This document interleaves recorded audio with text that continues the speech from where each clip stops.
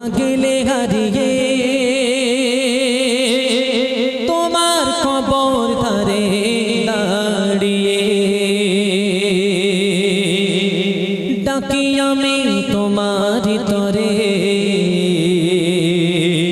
এসো মা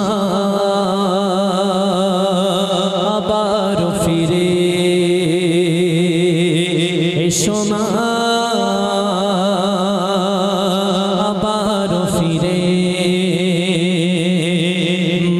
কোথা গেলে গাড়িয়ে স্কুলে ছুটি গলে ঘরেতে ফিরি ঘরে মাগো শুধু তুমি ছাড়া থাকে আর বাকিরা সবে স্কুলে ছুটি গলে ঘরেতে ফিরি ঘরে মাগো শুধু তুমি ছাড়া থাকে আর বাকিরা সবে চোখ দিয়ে ঝরে পানি আসবে না তুমি জানি না বলবি না হাসি মুখে ছুটি হয়ে গেল রে সোনা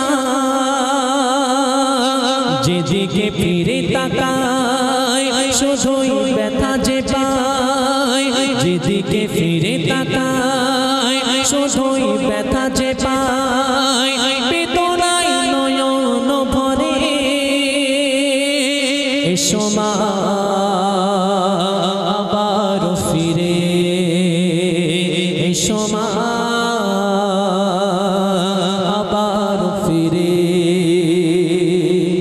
যাদের মা আছে তারা বুঝতে পারবে, যাদের মা দুনিয়া ছেড়ে চলে গেছে আর সেই সন্তান বাই মিস্টেক তার মাকে খুব ভালোবাসতো তারা বুঝতে পারবে কোথায় যাচ্ছে কথাগুলো।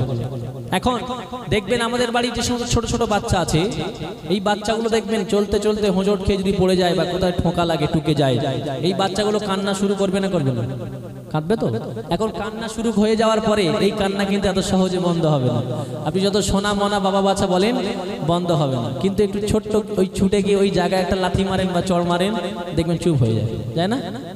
আপনাদের বেশি এক্সপিরিয়েন্স আছে, কিন্তু আমরা দেখেছি বাচ্চাটা যখন ওই জায়গায় দুটো একটা চড় মারা হয় ও চুপ করে যায়। যার মা আছে বাপ আছে সে সেটা করতে পারে, কিন্তু একটা এতিম বাচ্চা কি পারে? ওখানে বসে বসে কেঁদে কেঁদে তার সময় ওভার হয়ে যায়, কান্নার মতো আর ক্ষমতা থাকে না, পেটে খিদে লেগে যায়, তখন সে আবার খিদের জন্য কাঁদতে থাকে, সে কথা সে ভুলে যায়। কিন্তু যাদের আছে তারা করতে পারে। এতিম বাচ্চা কি করে কবি লিখছেন শুনুন। কখনো পড়ে গিয়ে পাইতে ব্যথা পেলে মা তাড়াতাড়ি ছুটে এসে কোলে নিয়ে খেতে গোচমা। কখনো পড়ে গিয়ে পাইতে ব্যথা পেলে মা তাড়াতাড়ি ছুটে এসে কোলে নিয়ে খেতে গোচমা। এখন আমি জোর করে যাই পড়ে তোমার আশায়, কতজন আসে ছুটে মাগো তুমি গেলে যে কোথায়। বিছানায় শুয়ে আমি কেঁদে মরি মাগো তুমি, বিছানায় শুয়ে আমি কেঁদে মরি মাগো তুমি। একবার সোনা ফিরে এসো মা আবার ফিরে এসো মা আবার ফিরে। মাগো কোথা গেলে গাড়িয়ে মাগো কোথা গেলে গাড়িয়ে তোমার কবর ধারে দাঁড়িয়ে ডাকি আমি তোমার তরে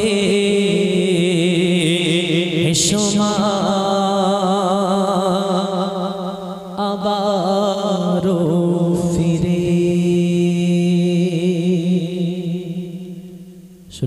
এখন আমাদের